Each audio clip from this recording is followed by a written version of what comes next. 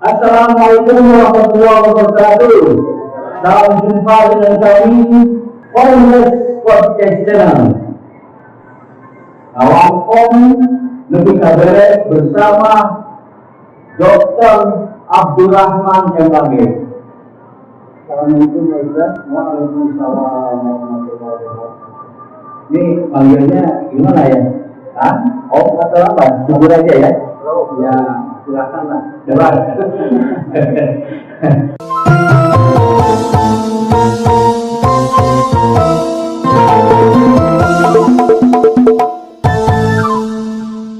Alhamdulillah ya, kita bisa bersilaturahmi bersama. Mudah-mudahan ini menjadi awal yang baik untuk kedepannya. Mudah-mudahan bisa memberikan manfaat bagi umat manusia yang ada dalam dunia ini. Sedikit saya bergambaran bahwa Ustaz Ibn Abdurrahman ini adalah satu merupakan alumnus PPI 91 dan mungkin salah satu yang terbaik karena beliau ini sampai ke jenjang yang tidak semua orang bisa mencapainya, yaitu salah satu ya kepala daerah. Alhamdulillah. Kemudian beliau juga ini merupakan mantan aktivis pemuda Persis India, ya. Mantan aktivis pemuda India yang kemudian belakangan sampai ke PW dan ke PP ya. Beliau ini merupakan pernah menjadi salah satu pengurus dari pimpinan pusat pemuda Persis. Kemudian yang mesti digali juga bahwa beliau ini juga merupakan salah satu dari pegawai Pusdiklat Depan ya. Kemenang. Jadi ada di atas kanwil ya mungkin ya. Sejajar dengan kanwil. Nah ini. Kemudian beliau juga adalah salah satu santri atau mahasiswa yang sangat produktif sekali menulis. Beliau banyak menulis di tabloid atau majalah-majalah yang bernuansa Islam, artikel Islam sejak beliau di Parlemen. Beliau ini merupakan penulis produktif. Baru-baru ini ada buku yang cukup fenomenal menurut saya yang dia tulis, judulnya Moderasi Keberagaman. Nah, nanti kita akan bahas bersama apa sesungguhnya yang dimaksud dengan modernisasi atau moderasi beragama. Ya, dan Ustaz ini termasuk salah satu dari alumni PPI 91. Apa yang bisa diceritakan dari pengalaman Ustaz selama mondok di PPI 91? Ya, baik, terima kasih. Sebelumnya saya mengucapkan pada malam hari ini. Terus terang saya merasa tersandung ya dengan acara ini. Apalagi ini sifatnya broadcast yang nanti mungkin bisa disiarkan secara luas barangkali. Apalagi kalau nanti pakai channel YouTube atau mungkin medsos yang lain. Baik, sebetulnya tentang saya tadi sudah disampaikan oleh teman saya. Ini saya memiliki teman hari ya dekat saya, pernah satu kobong satu kamar kan itu ya. Nah, kemudian juga tadi disampaikan bahwa saya ini memang asli Sukasari, kemudian alumni pesantren Garasi 91 yang sekarang lokasinya di Bantar Gebang ya. Dan saya ini angkatan kedua, lulus tahun 93 ya. Berarti yang pertama lulus itu dari Bali 92. Kalau tahun ini mungkin 95 ya. 94. Karena 95 bersama-sama dengan saya dengan Kang Tani akan jadi lulusan pesantren PPI 91 yang pertama kali kuliah melanjutkan kuliah dengan di Bandung. Kalau sekarang sudah jadi Universitas Negeri Bandung. Nah ini bertiga ya, saya kemudian Kang Nurdin dan Kang Daniel ya, waktu itu 95. Baik, jadi kalau bercerita tentang bagaimana saya dan ya teman-teman waktu itu pesantren ya, di PPI 91, ya sebetulnya itu sederhana ya. Jadi awalnya kita punya keinginan menggali ilmu-ilmu keagamaan melalui pesantren Islam 91.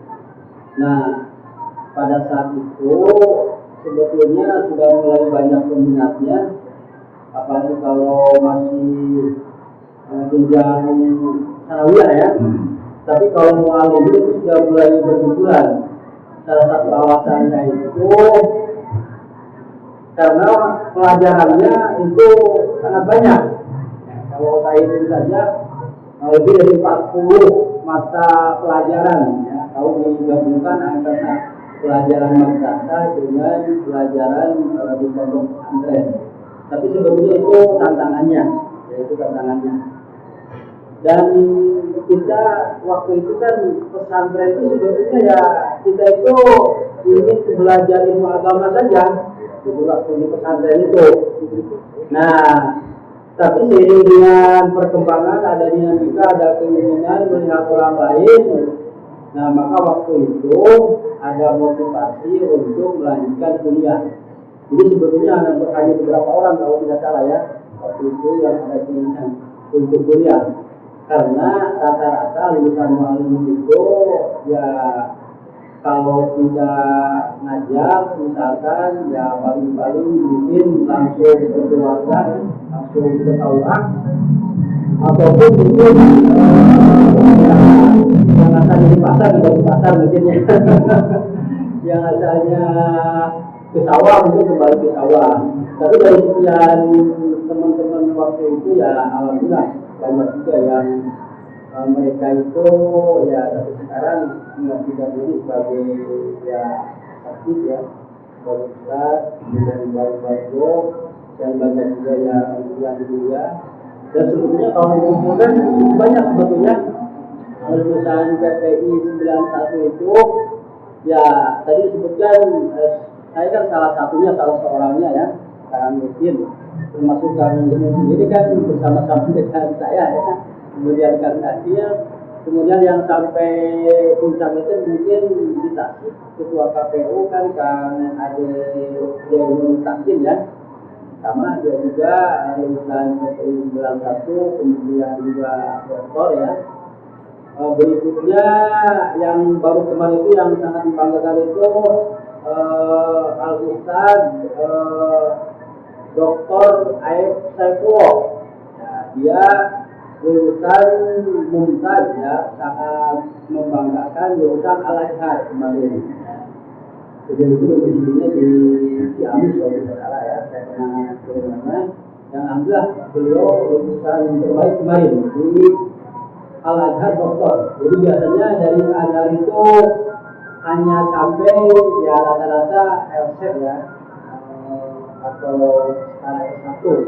Nah kalau yang S3 itu jarang. Kenapa? Karena memang persyaratannya itu ya sangat berat. Ya untuk ukuran di Indonesia misalkan yang terkenal itu yang S3 itu Profesor Praisihab, dan itu tafsir. Kalau Kang Aisyah itu besar ya, usul fikih syariah. Tapi begini misalnya, ternyata banyak juga ya, banyak sampai capaian-capaiannya yang luar biasa menurut saya. Tapi ada satu hal yang kemudian mungkin menjadi lucu ya. Mungkin ada pesantren yang menutup sisi-sisi keilmuan dari santri mungkin ya. Ya, jadi sebetulnya untuk yang pesantren Persis itu mewarisi kultur akademik ya, kultur akademik, yaitu istilahnya itu debat ya. Jadi mungkin bahasa itu kemudian kalau kita melihat dari sejarah Hasan bagaimana menyebarkan paham Sunnah, nah beliau itu kan sering berdebat ya dengan lawan debatnya. Itu yang menarik dan itu istilahnya itu diadaptasi dan dikembangkan oleh pesantren Persis. Saya masih ingat waktu itu ada debat ya, karena debat antar santri Persis di Tasikmalaya. Ya, saya itu waktu itu hanya mengikuti saja. Ya, jadi waktu itu kan mungkin sekarang masih tetap ya, jadi pesantren Persis di Tasik itu yang sampai ada mualim itu baru 3 ya sampai sekarang. Jadi dari 91 ini yang saya dulu sekarang belum cari ya. Kemudian benda itu 67 kalau tidak salah ya. Kemudian PPU Taman Sari itu nomor berapa ya? Nah, jadi waktu itu ada kita mengadakan debat, nah itu dengan membahas tema-tema tertentu, bahkan kitab-kitabnya dibawakan itu sampai berapa kitab kan itu. Itu bawa. Jadi itu salah satu kultur ya waktu itu, dan itu saya pikir kultur yang sangat positif dan konstruktif ya, memacu dan memotivasi untuk terus mengembangkan pengetahuan, termasuk motivasi untuk melanjutkan ya studi lah sampai kuliah. Adalah bisa salah satu yang kemudian bisa menjadi modal bagi santri itu adalah bagaimana para santri ya, terutama yang paling ya itu ada TA namanya tugas akhir. Kalau dipikir-pikir menurut saya ya, ini opini saya itu terlalu gini kayaknya, tapi itu bagus juga untuk mengukur bagaimana kreativitas menulis kita. TA itu kan ya, TA itu bisa diceritakan ya, itulah TA itu ya. Jadi pada waktu itu saya yang termasuk yang mengalami bagaimana menulis tugas akhir ya, dan tugas akhir dengan membuat karya tulis dalam tanda kutip yang ilmiah ya, jadi bukan sekedar tulisan tapi memenuhi kriteria ilmiah. Nah, saya mengalami, bahkan teman-teman saya banyak yang nangis juga ya ketika harus menyusun itu terlalu berat. Tapi setelah dijalani ternyata ya yang saya rasakan itu hikmahnya ya. Jadi hikmahnya itu sudah disebutkan. Jadi pada akhirnya ada motivasi, ada spirit untuk menulis ya, untuk menulis. Jadi ketika tugas akhir membuat karya tulisnya itu selesai, nah kemudian dilanjutkan dengan kita menulis ya artikel atau makalah, dan itu ternyata sangat membantu keberhasilan ketika kuliah. Dan kuliah itu banyak tugas membuat makalah sampai skripsi, sampai S2 itu tesis, S3 disertasi. Dan di sini barangkali ya dan saya katakanlah mencoba untuk menjualkan, dan disebutkan jadi aspek keberhasilan kita sampai ya katakanlah S3 ya. Nah, jadi sebetulnya yang saya rasakan kalau perkuliahan itu sama lah gitu ya. Nah justru rata-rata mahasiswa sampai mahasiswa program pasca sarjana doktoral itu yang kesulitan itu menyusun ya tugas akhir ya skripsi dan disertasi. Nah kalau saya justru ya kalau dia akan dapat pengalaman dari awal, kemudian juga mencoba untuk ya menjaga kesungguhan, menjaga stamina gitu kan. Dan kita mencoba yang menjaga stabilitas mental untuk bagaimana bisa menyelesaikan materi. Ya alhamdulillah. Jadi tahap lima itu saya itu S1 ya alhamdulillah lancar lah. Sudah ada 4 tahun, kemudian S2 2 tahun, termasuk yang kemarin 2020 meskipun secara daring ya ujian tertutup dan ujian terbukannya, tapi alhamdulillah. Jadi sudah target ya 6 semester atau 3 tahun itu bisa selesai. Salah satu keberuntungan. Jadi Ustaz ini termasuk santri yang hebat ya. Rebel itu dia lihat.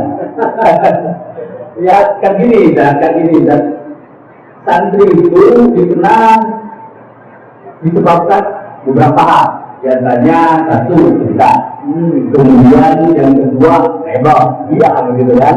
Yang ketiga dan mesti baca nanti ampas. Nah, Ustaz ini posisinya di mana posisinya? Ya cuma kan kembali kepada penilaian orang lain ya barangkali ya. Nanti teman-teman saya ketika saya di pesantren seperti apa ya. Cuma saya sebenarnya tidak merasa pintar gitu kan. Nah, karena saya itu kalau dilihat ranking itu ya di bawah ranking 5 kan itu lah. Tapi tidak termasuk kategori pintar kan. Dia jadi kerajinan segala macam ya. Ya tapi intinya jadi kita itu kan di pesantren itu ada semacam kesungguhan untuk mengkaji ilmu agama. Nah, dan dari sana ya ada semacam motivasi bagaimana untuk lebih mendalami sampai ya kita kuliah. Kalau aspek yang tadi bukan bengal apa istilahnya itu ya santri laki-laki ya hampir rata-rata lah ini disediakan hari itu kita itu ada macamnya gitu kan. Nah seperti kalau bertanya di pesantren ya insya Allah terkontrol gitu kan. Nah insya Allah ini ada bocoran bahwa angkatan 2 ini termasuk yang solidaritas itu ternyata mereka itu solid gitu ya. Sampai kemudian ada cerita angkatan kedua itu laki-lakinya botak semua hanya karena ingin menunjukkan solidaritas kan ya. Atau mungkin ada sesuatu yang lain yang menarik untuk diceritakan ya. Jadi pada saat itu sebetulnya kan pesantren itu ingin menegakkan kedisiplinan bagi santri, di antaranya masalah rambut. Karena pada saat itu banyak santri juga yang rambutnya mungkin ya tidak memenuhi kriteria kedisiplinan menurut pesantren. Nah pada saat itu di antara santri sekelas dengan saya itu kena razia gitu kan. Satu itu kena razia. Sebagai bentuk solidaritas pada teman, karena teman saya tidak kena razia, maka pada waktu itu kita bikin kesepakatan kalau teman sekelas kita kena razia oleh ustaz, ya kita butuh semua kan itu. Kita butuh semua dan itu dilaksanakan dan ternyata itu menjadikan penilaian tersendiri bagi para ustaz itu. Di satu sisi mungkin ini menunjukkan kebenaran, tapi di sisi lain ini ada aspek potensi bahwa solidaritasnya, kekompakannya itu ya, sangat luar biasa barangkali pada saat itu. Karena itu di pesantren itu kan setiap Kamis itu ada ada bayar kan, itu dipertontonkan seluruh santri. Nah itu jadi semua tahu juga mereka itu punya penilaian tersendiri pada saat itu ya. Satu lagi saat itu kan sedang boomingnya evolusi kan kalau nggak salah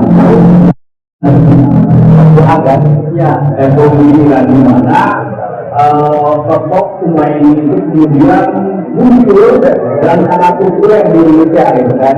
Nah termasuk di angkatan kedua ini PPI 91 itu ternyata sudah apa ya sudah bakaannya itu sudah macam-macam. Ada yang cuma ini hasil ya, ya. Kemudian ada literaturnya itu dia lebih sadar, buat LS Posito, futuristik gitu kan. Ini semua ada di angkatan kedua. Ini ada apa ini? Ini ada sesuatu yang atau gimana kan? Ini terlalu ekor dari saya, terutama dalam yang detail gitu. Ya, jadi pertama kan itu masa di Malim itu karena ada motivasi untuk mencari ini rasa ingin tahunya itu tinggi, ya tinggi. Kemudian memang ada beberapa teman saya terus tanya itu ada beberapa orang semacam ya Kang Nasir, Kang Ade waktu itu kan kemudian lagi ya. Jadi semuanya itu punya literatur satu yang menantang gitu ya, yang tadi. Nah sebetulnya justru kalau dipandang positif, saya pikir itu akan menjadi semacam dialektika, sehingga yang diterima itu bukan hanya dari pesantren saja, tapi juga membuka literatur yang lain, bahkan yang waktu itu umum, sehingga kita itu terpacu untuk terus berdialektika dan ya mencari kebenaran kebenaran yang pada waktu itu ya jadi penasaran gitu kan, rasa ingin tahu kan seperti itu. Ada kesan nonton juga kayaknya. Jadi kan gini, jadi santri itu kan melihat figur dan figur di 91 itu ternyata macam-macam terus dari sini. Dan sekali lagi yang sangat demonstratif itu angkatan kedua.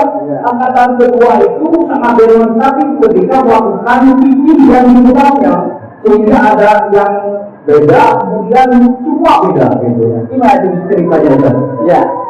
Jadi ceritanya itu memang waktu itu ya Allahumma misal Abu ya,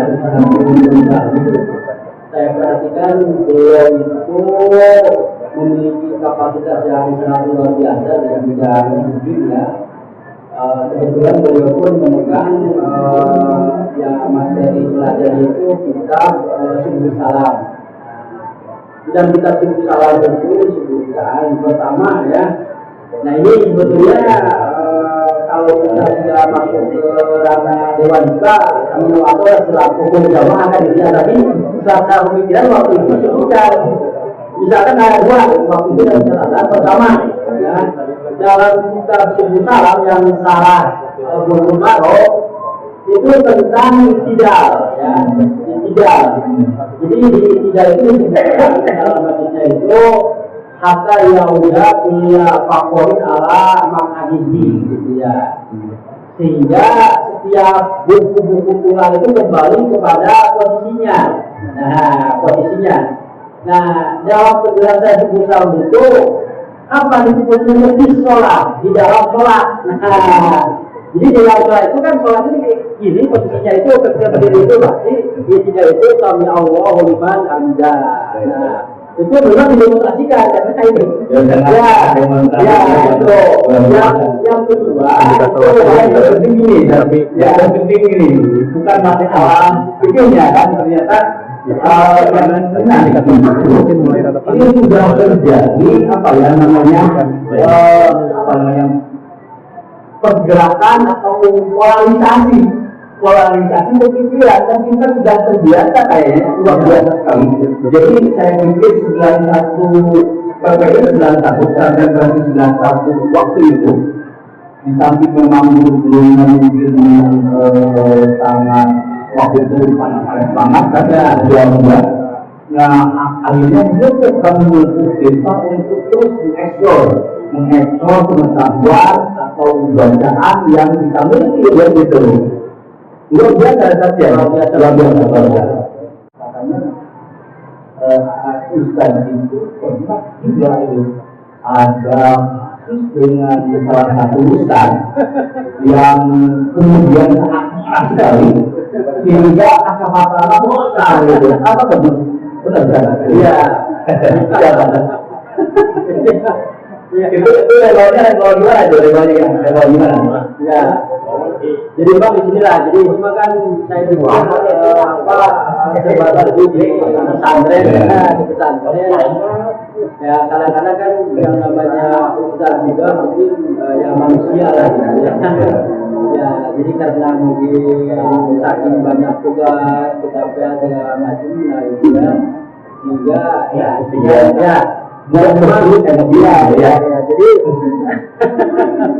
ya Isya itu mah hanya jadi catatan aja setalan kaki lah sejauh ini. Yang intinya memang saya sendiri ya terus terang ya pernah merasakan ditampar oleh Ustaz juga ya.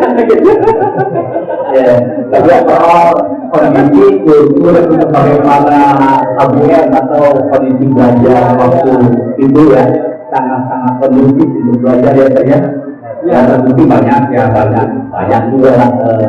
lulusan yang kemudian banyak bermain atau makanan gitu ya semacam kautan tadi gitu betul disininya banyak ya ini kembali ini sudahlah di yang luar biasa bahwa dan ini merupakan mungkin skenario lanjutan dan ternyata kita ini itu di dua kultur yang berbeda gitu kan.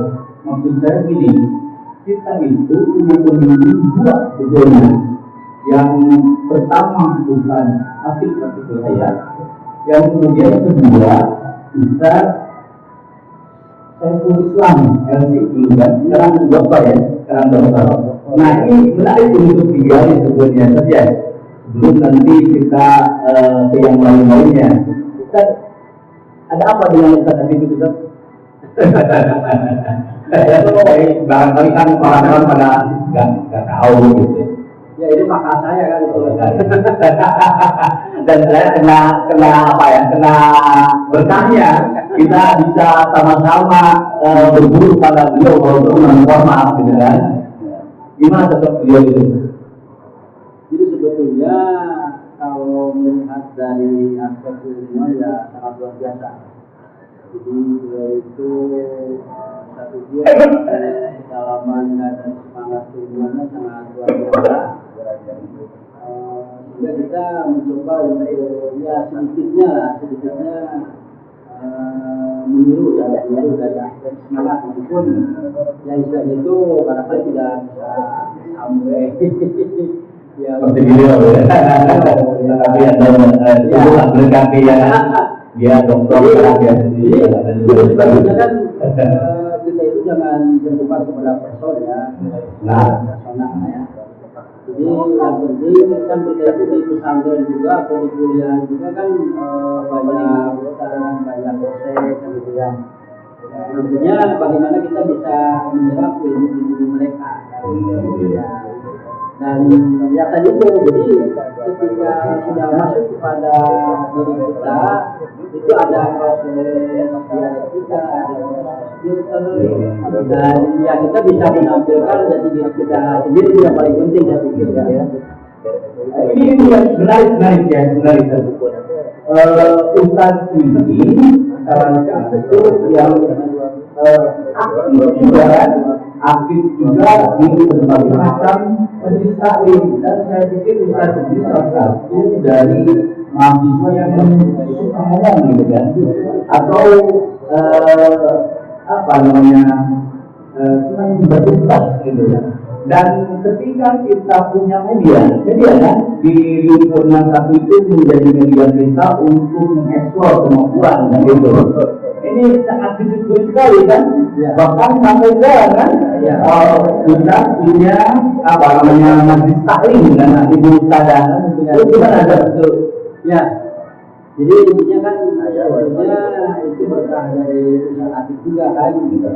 Ya waktu itu kan usaha aktif itu sudah dengan kemudian beliau beberapa mahasiswa sudah belajar ke Australia. Bersama bertahan ya. Otomatis saya mencari siapa sih penggantinya waktu itu. Ya biasanya saya mencoba dan alhamdulillah bisa membersamai Kali Salim Ibu kan pada waktu itu, dan ternyata ya berkahnya luar biasa kan. Di samping kita bisa sharing berbagi ilmu dengan kawan-kawan, juga biasanya kan itu ya sedikitnya ada perhatian lah terhadap kebutuhan gitu. Nah itulah. Jadi alhamdulillah, dan itu pun saya syukuri. Dan secara lahiriah ya bisa membantu kesuksesan juga dalam perkuliahan. Yang menarik lagi, coba perhatikan saja, masih asal menunjukkan afiliasi ke ormas, ya sebutkan persatuan Islam, adalah persatuan Islam, tapi kondisi ya, itu ternyata beragam ya. Tercatat kalau saya tidak salah itu yang menjadi anggota itu 5 kan, Pak Samsudin, Pak Samsudin, Pak Sairi, Pak Tim sendiri kan itu. Selebihnya itu orang lain ya, atau mungkin ormas, mungkin tidak ada ormas sama sekali gitu. Ini menarik untuk diungkapkan ya. Bagaimana menurut Anda? Ya. Jadi itu bagian dari strategi dakwah barangkali ya. Jadi dari dulu kan versi itu lebih mengutamakan kualitas itu daripada jumlah kuantitas. Nah tapi meskipun anggotanya bisa beberapa orang, kualitasnya banyak. Maka kadang mereka itu lebih senang itu berpaham Sunnah. Nah, tapi kalau masuk jamnya mereka itu, belum siap, bukan seperti itu. Nah, barangkali untuk dulu memang itu bisa dimaklum ya, bisa dimaklum. Tapi untuk sekarang karena memang jamnya versi juga mendaki pertambahan jumlah ya, jumlah keanggotaan, jadi sekali itu harus dipadukan dengan peningkatan kualitas juga kuantitas. Dan di ruang itu ternyata menjadi PC ya, kami jadi PC ya.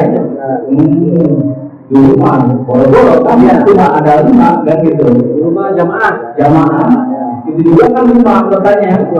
Selebihnya ya orang-orang simpatisan aktif barangkali ya. Itu menarik untuk menarik.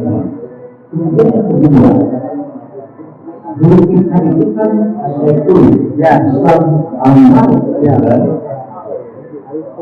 Ini menariknya gini. Tahun 2010 ternyata apa yang kemudian diberikan oleh umat itu ya. Nah, sementara output kita itu senang berjalan juga menjadi orang yang sangat hebat, tapi ketika masuk di ranah imam itu kebetulan banyak bacaan yang dirasa tidak pas gitu. Nah, kita kalau misalkan serius gitu, kita bisa termasuk kan? Kita kalau misalkan serius itu bisa menjadi dan saya ingat sekali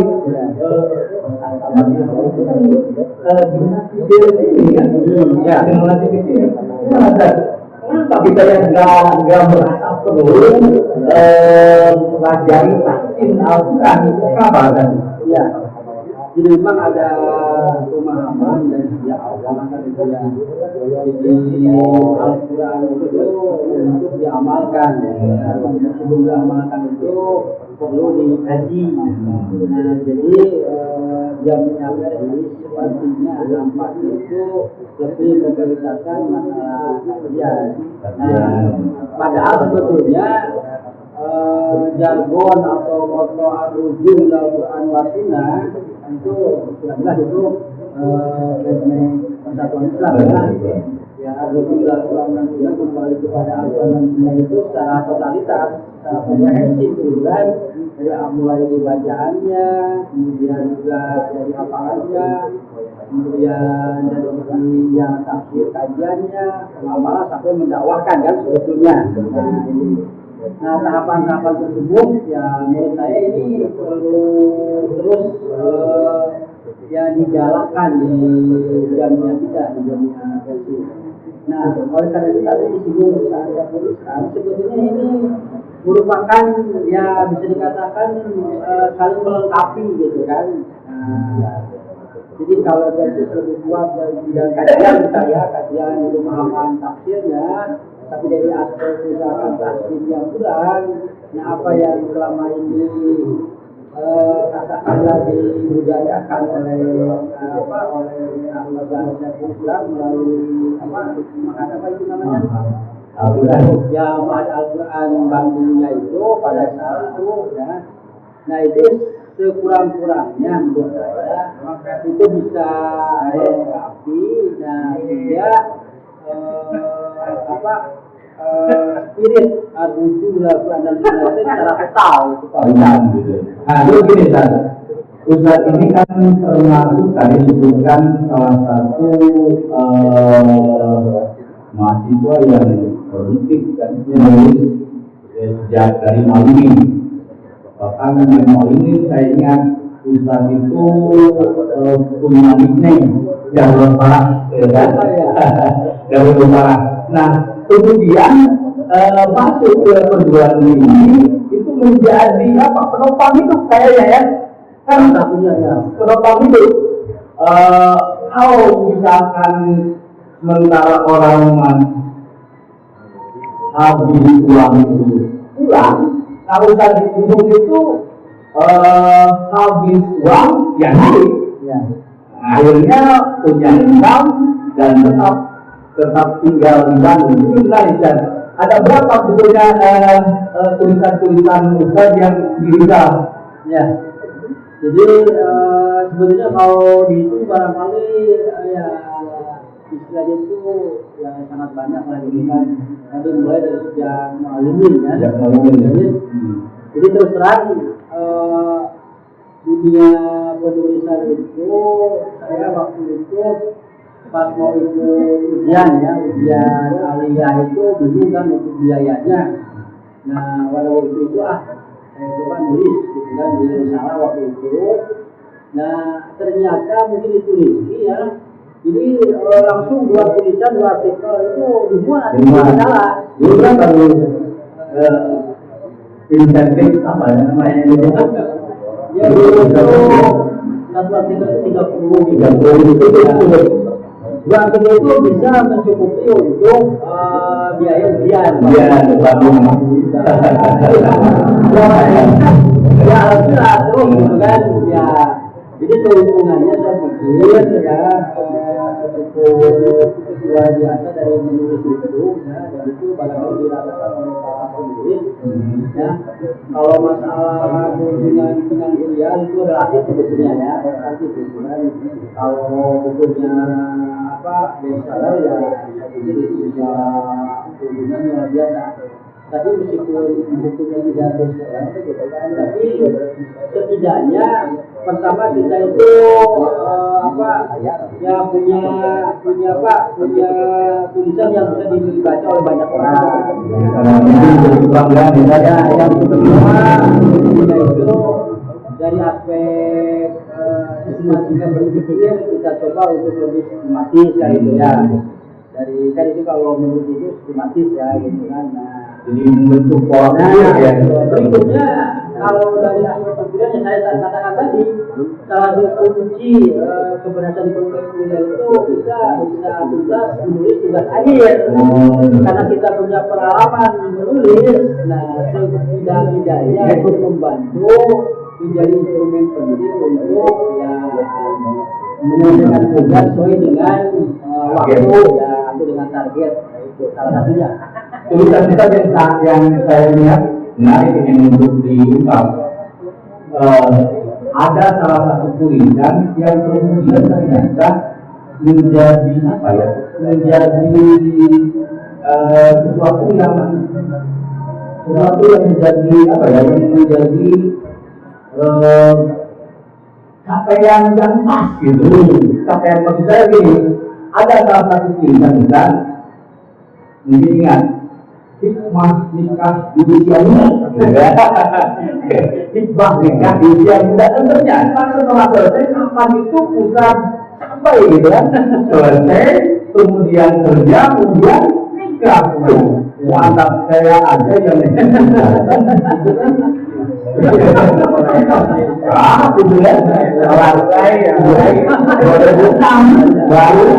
baru bisa gitu kan. Gimana kan? Ini membentuk apa? Tulisan Ustaz itu membentuk pola pikir yang menjadi misi gitu kan? Misi hidup yang tercapai. Gimana?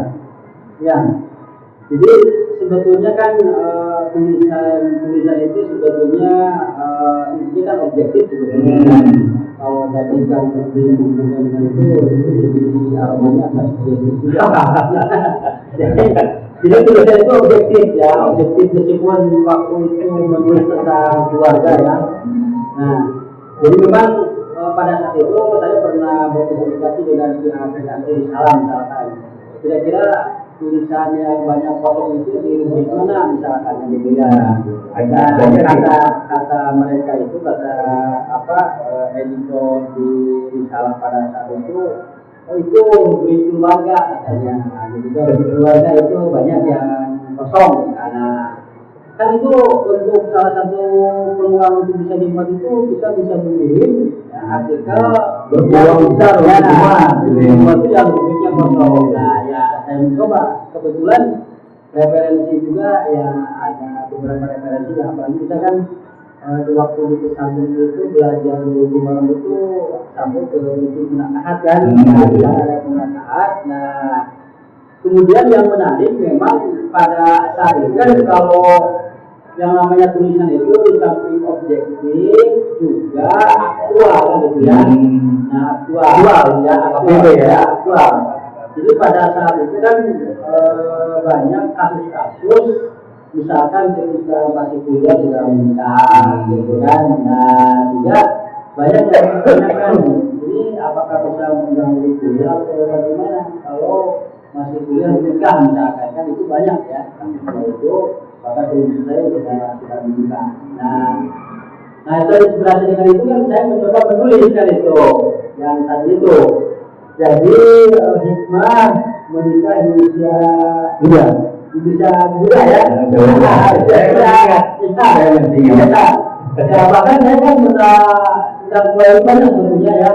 Hikmah menikah di usia muda, kemudian hikmah termasuk konsep adil dalam poligami itu adil dengan nanti